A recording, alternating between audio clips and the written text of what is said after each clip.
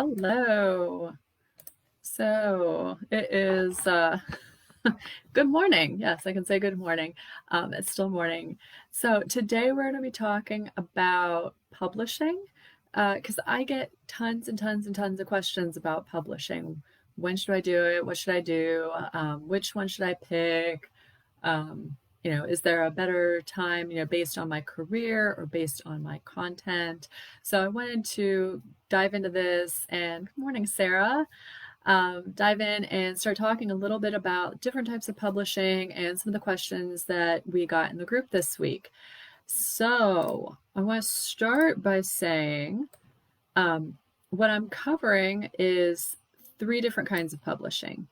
Most people consider there to be two different kinds. I'm trying to move my notes around on my screen here if you see my eyeballs going. So most people consider there to be two different kinds. Most people know about traditional publishing, which is all the stuff we grew up with, right? All the books you had in your classroom, all the books you had in your library, all the books you had at your house. Those were traditionally published books. Most of them published in New York or Chicago, maybe London, some of the bigger cities. Those were the big publishers. And we're very used to that kind of stuff. As we got older and we got internet and all kinds of other cool stuff, we got self-publishing. That was, that started out as like a vanity publishing thing where people could pay a set amount of money to somebody and they would just print their books, which is very different from actually going through the process of writing a professional book and having it edited, having it laid out properly. I have seen some really atrocious vanity published books. So there's that. Today we have self-publishing, which looks very, very different. Self-publishing looks a lot like traditional publishing anymore. You have very professional books. They look and feel exactly like something you would get from a traditional publisher. The quality has massively improved. So they look pretty similar, right? The difference a lot of times comes between the pages. So sometimes when somebody self-publishes, if they haven't worked with a professional, you'll be able to tell. And that's where we get some of the back and forth about what self-publishing is, who should be doing it, and some of the complaints. A third kind of publishing that I wanted to talk about too was hybrid. And again, that's similar to self-publishing. It's going to have some really good stuff and some not so good stuff. So I wanted to talk just a hair about that today. Yeah, so if you do have questions, pop them in the chat. I asked the other day if anybody had questions about publishing, and I have all of those, so I will be answering those today as well. So let me start out by talking a little about traditional publishing, because this is what most people are familiar with. So traditional publishing is you write a book, you pitch an agent, you ask them, you say, hey, this is my story, this is what I'd like to get push out. This is a little bit about how I want to market it. This is my plan. This is what I'd like to see. If they like you, they'll write back. If they don't, they'll probably ignore it. Let's say you land an agent. Then the agent will be pitching to the publishing company. If it's a smaller publisher, then you can usually go directly to them. But with any bigger publishers, any of the more prestigious ones, you want like Random House, Penguin, Simon & Schuster, like any of those kind of publishers, you will probably have to go through an agent to be able to get in with them. Now, there are good and bad things about this, right? A lot of people get very excited that they have finally signed on with a publisher. You'll have some sort of a contract, which you should go over with, probably your lawyer or somebody else who's gone through it. I have not signed with a publisher. I'm not going to try to advise you on that. So you would have a contract, be ready to go. Some of the good things, you won't be paying for an editor. You won't be paying for a cover. You won't be paying to print the book. Okay, so those are some of the good things. It's usually a monetary thing. Some of the things that I've heard that people don't care for is there's a lot of loss of your control over the book. So like if you have a title that you really like, you may not be able to go back and forth and kind of smooth that out. Now, I will say if you do a self-published book, you should absolutely speak with somebody professional about the title too. You should speak with somebody about the interior, but you would have the final say on that stuff. With a traditionally published book, they might go through it and change the whole thing. You might lose your voice, which is a really bad thing. You should speak up if that happens. But there may be a lot of changes to that book between you signing on and you actually getting your deal. So that's something that you should be aware of. If you're a person who doesn't like that stuff, you should know that up front. If you're a person who loves that and wants that guidance, then that's something that's more for you. So know those things. I never ever take somebody and say, absolutely don't go this route. If that's your dream, go that route. If it's not, find another way.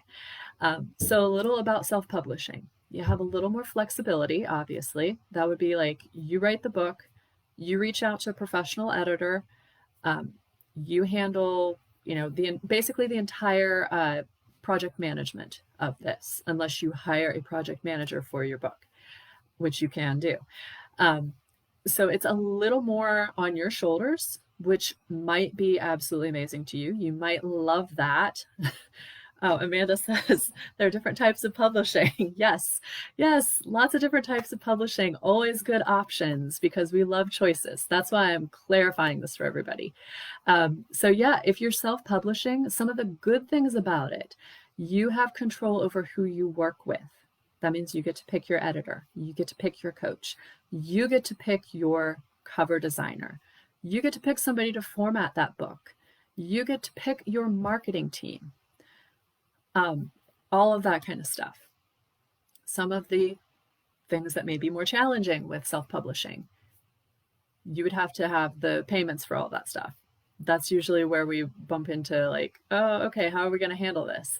Also, the project management aspect of it can be very confusing.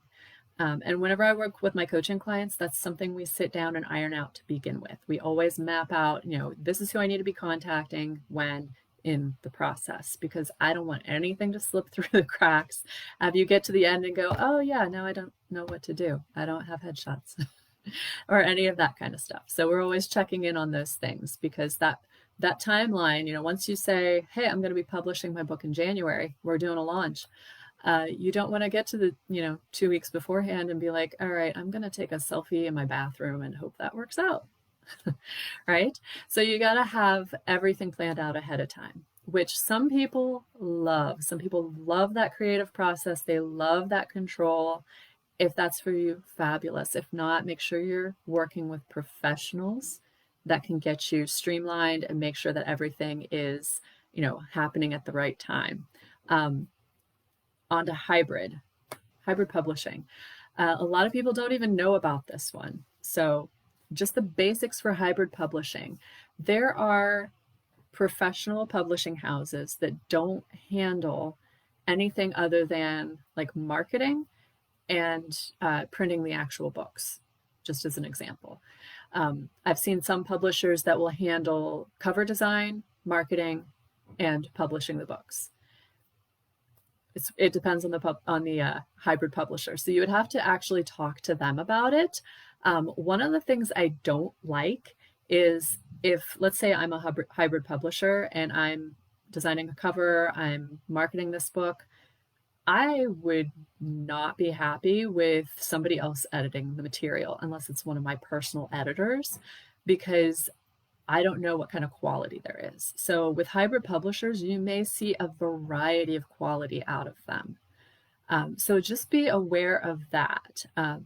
There are hybrid publishers around. I'm not going to say I recommend any of them because I see varied quality. And I am somebody who's very specific about the quality of the books. I need to see the interior matching traditional publishing standards. I need to see the cover matching traditional publishing standards. And I'm like that with my self-published clients too. So I refer them to people who can do the cover. I'm actually in the process of hiring editors to work with me because I'm getting a lot of requests for that high quality edit. So when you're working in any of these, realms, make sure that you're getting quality, make sure that you're getting what you're looking for in your book, because you put your name on that cover. right? And you want it to represent you and your business the best way possible. So that's just a brief rundown of the three different types of publishing options you have. And I do want to say with self and traditional, one thing that they do have in common is that you are in charge of your own marketing. And I've mentioned this before, but it can never be said enough because some people think that, getting into the traditional publishing realm, like that's the golden ticket and they're going to get famous. And that's not always the way it is. As much fun as that sounds, publishers will pick their superstars, somebody who's a big name or somebody who they look at their platform and they say, all right, that is someone who's really rising and we're going to put some marketing dollars behind them. But most of the stuff that they're publishing, they're not doing marketing around it. If they are, it's very minimal. They expect you to be pitching your agent with a marketing plan. They expect you to handle the marketing. So that's something that you would have to incur on your own unless you're a superstar. And they see that and they know it and they decide that you're who they want to put their marketing dollars behind. So I got a question about marketing. Let me bring it up. Okay. Someone asked, is it better to have someone that can market the book for you? So I wanted to address that one first. It depends on your goals.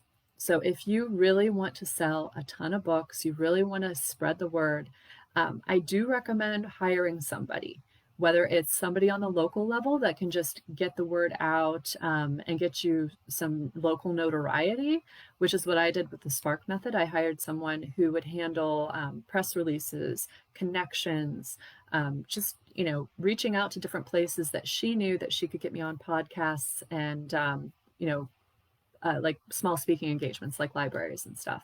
So I had somebody who handled that process for me. Now, if you want something that is a much bigger reach, you would have to hire someone who has a bigger reach, a PR person, a marketing person who handles something on a larger scale. I do have people that I refer to because I'm not a marketer. What I do is help you get the book out and tell you, hey, these are the people that you need to work with. So yes, it is best to have somebody who can market the book for you, but there are small ways that you can do it yourself too. Most of the people I work with are coaches and speakers who already have a list. They have an established business, so they would be, talking to their people about the book. They may have a Facebook group already like this. They can be talking to those people about the book. Also, some people just write a book because they want to use it in their course. So if that's all your goal is, then you would just have that book for your clients. You could even develop a course around the book if you think, oh, I've got this bright idea and I really want to get something out there. So then you've got the book, the course, and the notoriety all in one.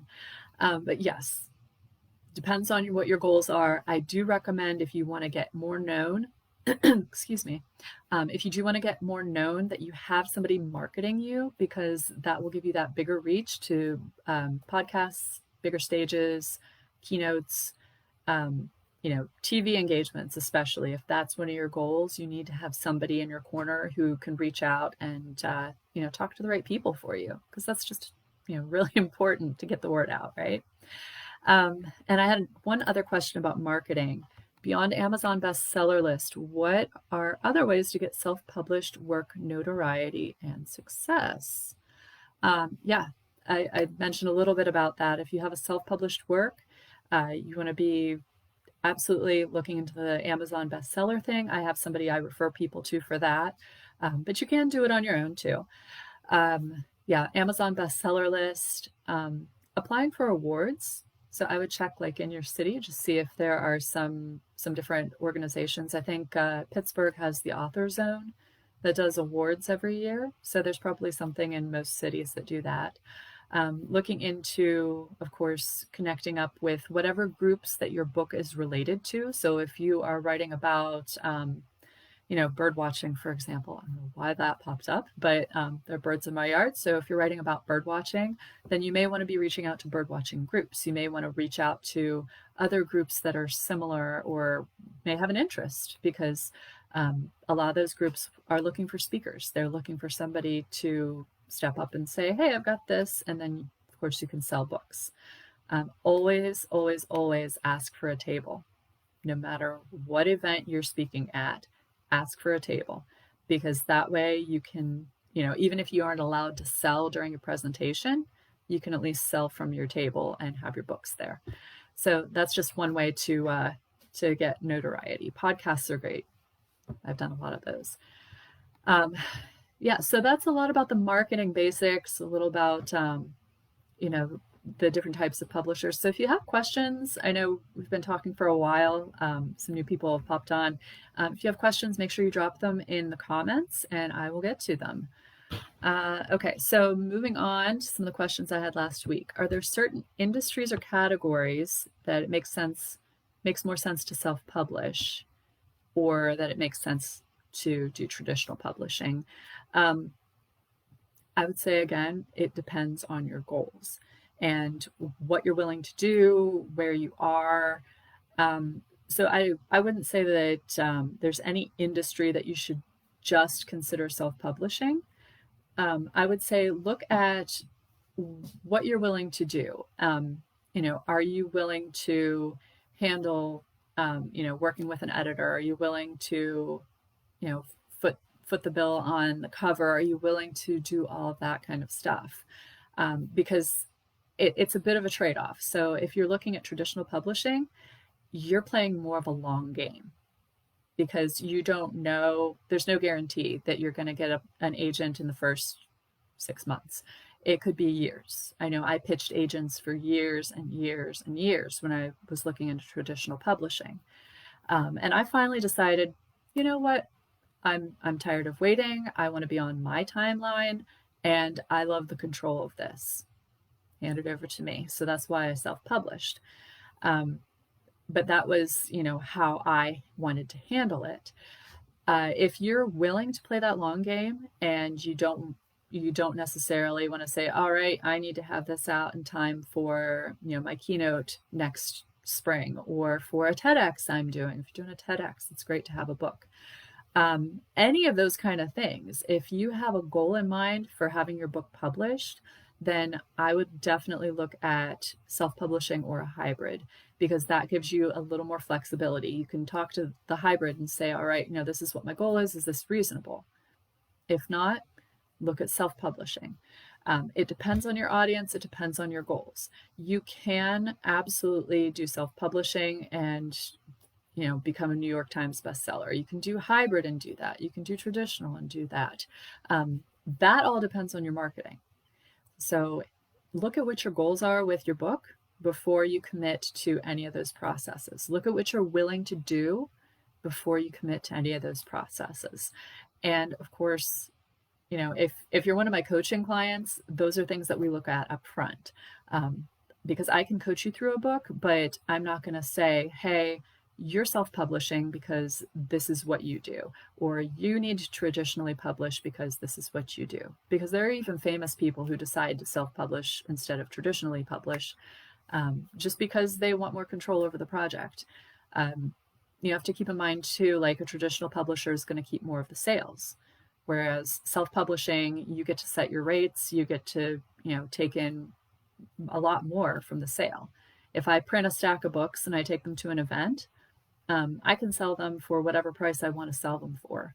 And, as long as I'm paying the taxes on what I've sold, because, obviously I'm selling a product, you have to pay taxes on it. As long as I'm paying that taxes, then the rest of it, once I've paid for the actual book, is actually profit. So, you have to consider all of those kind of things. So I've got, nobody's popping up in the chat here, so I'm just going to keep going. I got one more question on here. If you self-publish and the book becomes a huge hit, which is everybody's dream, right? Do you then get to, do you have to then get a regular publisher to keep up with demand, or is it feasible to manage? That's a tough one. I would say that you don't have to have a traditional publisher for that. I don't see a reason why, most of my work has been with KDP, which is Amazon's print arm. I don't see a reason why they couldn't actually handle printing all of those books. Because something like that is print on demand. So let's say Sarah goes on and wants to buy my book. She would go into Amazon, place her order for my book. They would print one copy of that book and ship it to her.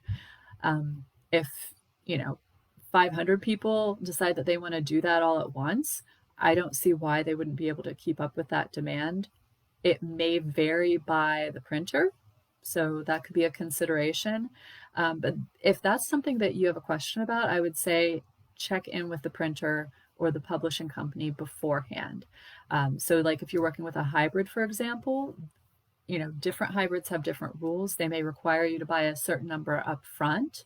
They may say, no, we're print on demand. We just do it, one-offs. You place orders, other people place orders. So that's something you would have to ask your publisher. And don't be embarrassed or feel weird about asking them questions, because this is your book. Don't be like, oh, they're going to think I'm full of myself. No, they want you to be a success. Every publishing company wants you to be a success, whether it's a hybrid, a traditional, or a self-publishing company. I'm sure KDP wants everybody who I send through them to be a success. They want me to be a success. So they want to answer those questions. So always keep it at that high level where you're like, yeah, hey, this is a possibility that I'm really hoping for. I want this. I want to be a success. Will you be able to handle it when I'm a success? So that's all I had for today. Yeah, went about 20 minutes. So lots and lots of good nuggets about different types of publishing. And if you have questions, if you're watching the replay, just drop them in the comments and I am very happy to answer them, either, short answer here, or I may do another video if we get a lot of questions, which is, the fabulous thing about being able to do this. We have a group, we can chat, we can answer all those questions up front. So, yeah, enjoy the rest of your week. I hope you got tons of good information about all the different kinds of publishing, and I will talk with you soon.